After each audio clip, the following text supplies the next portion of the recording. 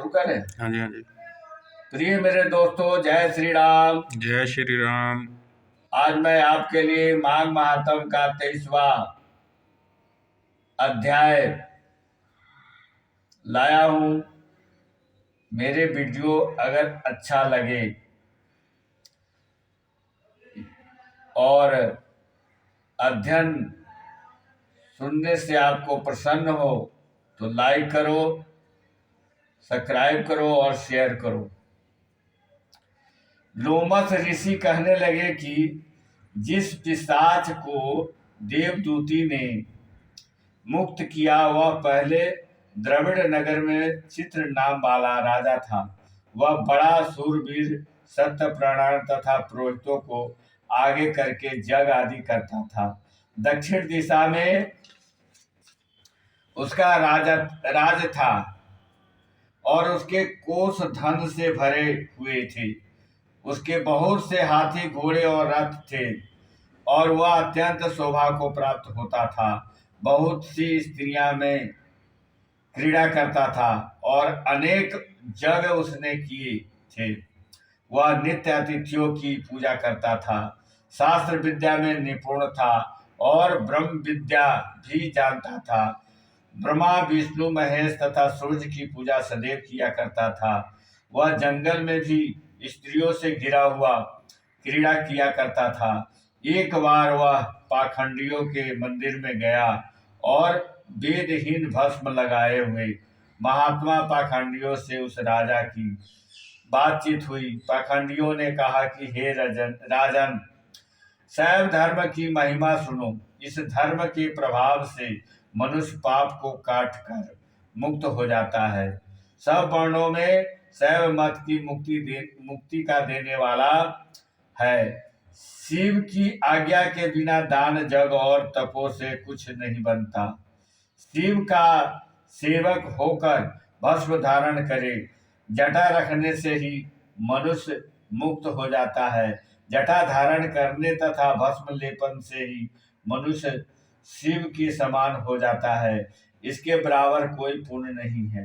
जटा भस्म धारण किए हुए सभी जोगी शिव के सदृश होते हैं। अंध, जड़, नपुंसक तथा मूर्ख सब जटा से ही पहचाने जाते हैं। शूद्र वर्ण के शैव भी पूजनीय हैं। विश्वामित्र क्षत्रिय हो कर तप से ब्राह्मण हो गए। वाल्मीकि चोर होकर उत्तम ब्राह्मणों को हो गए। अतएव शिव पूजने से किसी बात का विचार नहीं। तप से ही ब्रह्म तत्व प्राप्त होता है, जन्म नहीं। इस कारण शिव का दर्शन उत्तम है तथा शिव के सिवाय दूसरे देवता का पूजन न करे।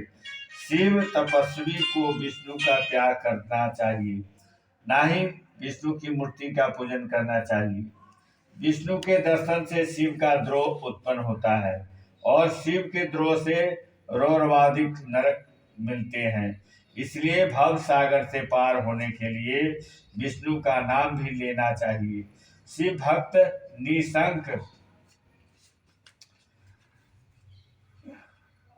होकर जो शिव से प्रेम करता है वह कैलाश में वास करता है। इसमें कुछ भी संदेह नहीं है कि इस धर्म के पालन करने वालों का कभी नाम नहीं होता। इसलिए पाखंडियों के ऐसे वचन सुनकर राजा ने मोह में आकर उनका धर्म ग्रहण कर लिया। वह वैदिक धर्म को त्याग दिया, श्रुति, स्मृति और ब्राह्मणों की निंदा करने लगा। उसने अपने घर के अग्निहोत्र को बुझा दिया और निंदा धर्म के कार्य बंद कर दिए। विष्णु की निंदा और वैष्णवों से देश करने लगा और बोला, कहाँ है विष्णु, कहाँ है देखा जाता है, कहाँ रहता है, किसने देखा है। और जो लोग नारायण का भजन करते थे उनको दुख देता था। पाखंडियों का मत ग्रहण कर राजा वेद, वैदिक धर्म, व्रत, दान और दानियों को नहीं मानता था, अन्याय से दंड देता। वह कामी राजा सदा स्त्रियों के समूह में गिरा रहता है और क्रोध से भरा रहता है। गुरु तथा पुरोहितों के वचनों को नहीं मानता तथा पाखंडियों पर विश्वास करता हुआ उनको गांव, हाथी, घोड़े और स्वर्ण आदि देता था। उनके सब कार्य करता, भस्म धारण करता और मस्तक पर जटा रखता था, और जो कोई विष्णु का नाम लेता उसको वध का दंड दिया जाएगा। यह ढूढ़िया पिटवा दी थी कि उसके डर से ब्राह्मणों तथा वैष्णवों ने उस देश को छोड़ दिया और दूसरे देश में चले गए। सारे देशवासी केवल नदी के जल से जीते थे, जीविका से दुखी होकर वृक्ष आदि नहीं लगाते थे, नहीं खेती करते थे। प्रजा अन्न के अभाव में से गला सड़ा अन्न भी खा लेती थी। आचार विचार, अज्ञान क्रिया सबको छोड़कर काल रूप की तरह वह राजा शासन करता था। कुछ काल पश्चात उस राजा की मृत्यु हो गई और वैदिक रीति से उसकी क्रिया भी नहीं की गई। उसे यमदूतों से अनेक प्रकार के दुख उठाते हुए कहीं लोहे की कीलों पर चलना पड़ता, कहीं जलते अंगारों पर चलने पड़ा जहां सूरज अति तीव्र था और न